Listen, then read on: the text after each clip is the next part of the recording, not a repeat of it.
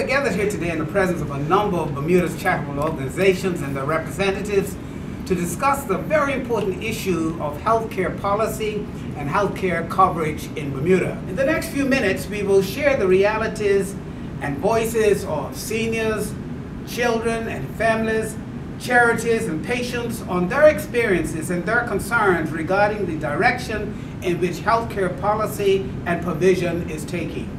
Healthcare insurance costs are spiraling out of control and are becoming increasingly unsustainable for consumers. We disapprove of the current process that fails to seek the input of the patients and consumers of whom the healthcare system is supposed to benefit.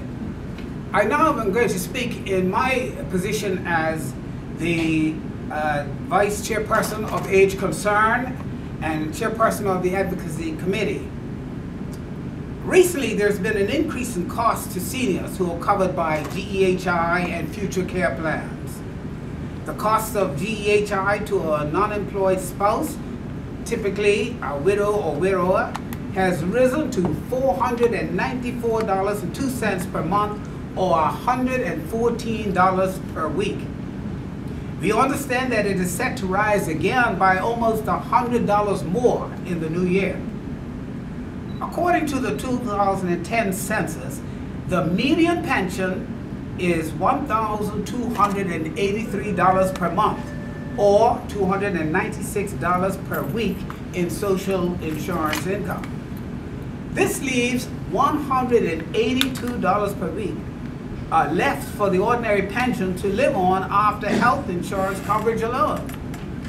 For some pensioners, health insurance coverage consumes their entire pension. When I got the letter from the government, I was so shocked. I nearly had a heart attack. I just went. I did a soldier wash and I went right up there and I to government office. Where am I supposed to get this money if I didn't have someone like my children and grandchildren helping me? What I was supposed to have and what I'm supposed to pay with my mortgage.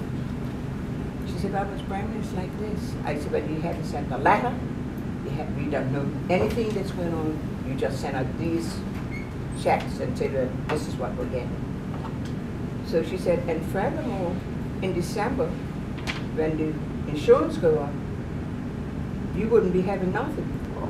So, but you'll have to pay government either $10 or $20. I said, "Well, I tell you what, you're going to lock me up because I am not going to pay government no more money.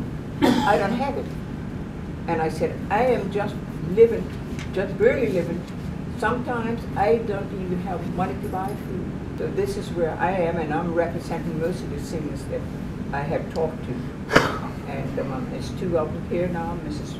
Wingate and Mrs. Lattimore. They have come here to stand by me, and they're the same thing is happening. Quite a few of them. And some of us not getting no pension at all. There's quite a few of them. My name is Nadine Lapsley Dyer. I'm a member of the Interagency Committee for Children and Families, formerly known as the IAC. We've been made aware that as of July 1, there will be an increase in private sector insurance premiums. The Mutual Reinsurance Fund, the MRF tax, has increased from $29.18 per insured per month in 2014 to 2015 to $63.74 per insured per month in 2015 to 2016. Now, the MRF is a mandatory tax that is collected on health insurance premiums and paid to government. The standard hospital benefit premium has increased from $301.85 in 2014 to 2015 to $338.07 in 2015 to 2016, an overall increase of 12% inclusive of the government tax. This is very concerning to IAC, given the impact of our current economic climate on families. According to the 2013 Household Expenditure Survey, the average annual household expenditure increased from 18% from 2004 to 2013, including utilities costs, health care, and housing. Now, in 2013, the average family spent $10,300 a year on health care and health insurance, which accounted to $7,644, or 74% of this expenditure. Here today is to continue the momentum that has been created by recent developments, by bringing the public's attention to others in our community who are being adversely impacted by healthcare coverage policy decisions that fail to include the voices of the very people they are intended to help.